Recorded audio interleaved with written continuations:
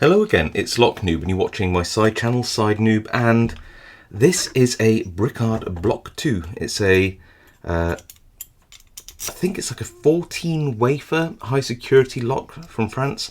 And I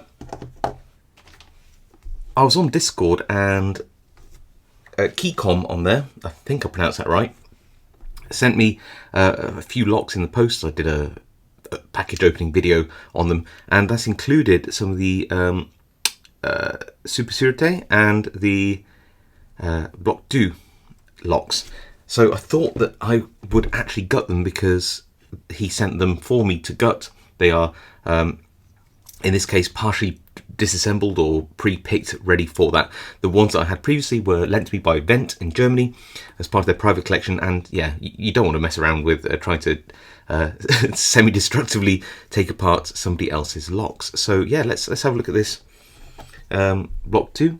For those of you who don't know, you can see that there are 4 bittings on this one key, 2 on the top, 2 on the bottom, and they engage with some wafers on the inside. Now I don't know how far we can get with this, but I'm hoping relatively good. So so what we've got here is some little plates. They don't feel like hardened steel, so just some steel plates which are like loosely riveted together, and you can essentially just pull these bits apart like that. There we go. And we've got 2 sides.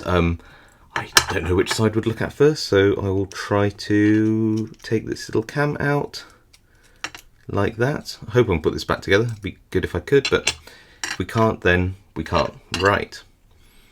And then, see what I don't have? I don't have a pinning tray nearby, so I'm just going to grab this one. Sorry about all the noise. Just in case, because I don't know. This is one from RWB Customs, I believe. And I'm just going to try and push out this core from the back. So, oh wow.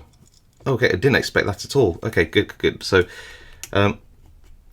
just push. And so first thing is, yep, just like a lot of wafer locks, let's put that there. You have a little gap here, there, and a little gap here, and that runs all the way down. And that's where the wafers would settle into, depending on the orientation of the lock, up or down. And it would block the core from turning. So you can imagine these wafers here that sit in there, if they are not completely centered like this, they would come out a little bit like that and block the keyway. So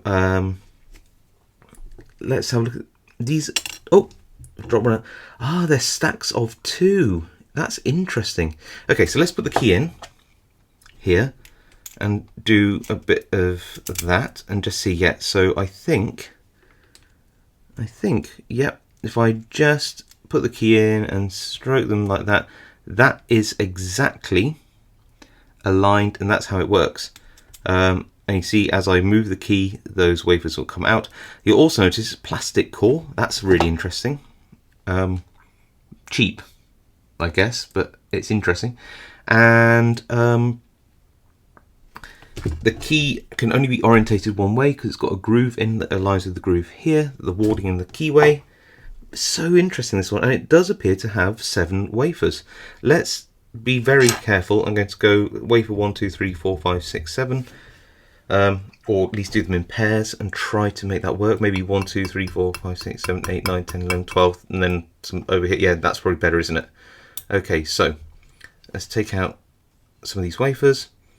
I'll put the first one at the top and the second one at the bottom, like that, and hope that, and I'll pull them out from the bottom like this and hope for the best. So again, I'll try to keep them orientated right.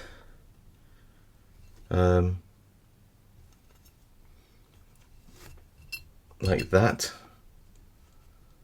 Hopefully that means I can reassemble it like this. Wasn't expecting plastic on the inside at all. I actually think it might make picking more difficult in a way, because it might deaden the feedback. Then I just might put those on the edge here like that. Okay, and then that's the plug. It's just plastic. So strange. I really didn't expect that. That's really odd. So these are the ones at the back. These are the ones at the front. So they stack like this and go into pairs. So let's just have a look at one of these wafers and the key. So put that in like this. That would be the first wafer at the front. And what's that engaging with? So it seems to ride up and down on this side here. The small side, not the large side. That seems to signify that. Okay, and let's try the, let's put them as a pair.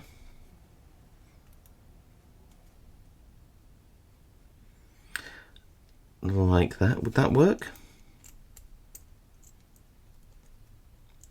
Yes, oddly, that does work. So that would be where the bitting is, about here, and they both align together quite nicely. Slide that back out like this, and you'll see that when I separate those out, that they oppose each other. Can you see? So the bittings are the small side, and the large side allows the bitting on the opposite side to be engaged, because if it was small, then the key wouldn't allow the, if it's both small on one side, then there wouldn't be any room for this one to go either up or down, so behind it, so like this.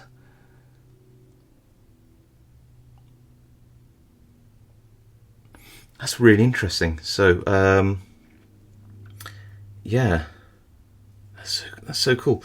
I really like that. I hope I've got these right way around. It's going to take me forever to put this back together, isn't it?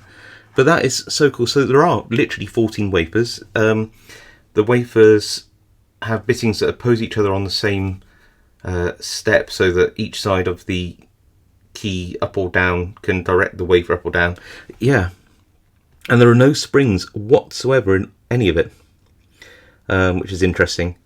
So it's all free floating. There doesn't appear to be any false gates. They would appear, if there were, there'd be some like grooves on the sides here. Pardon me. There you go. There. So it'd be like some cuts or notches, and that would then dig into the lock here, and it'd feel like serrated pins, I guess. But yeah, it's really cool. Well, I really like that. So thank you, Keycom, for sending me this so we could explore what's on the inside. It was actually not what I expected whatsoever. I didn't expect like sort of pairs of wafers in a plastic core. Fascinating mechanism. Now I've just got to put it back together. Anyway, I hope you found that interesting. And of course, I'll see you all next time.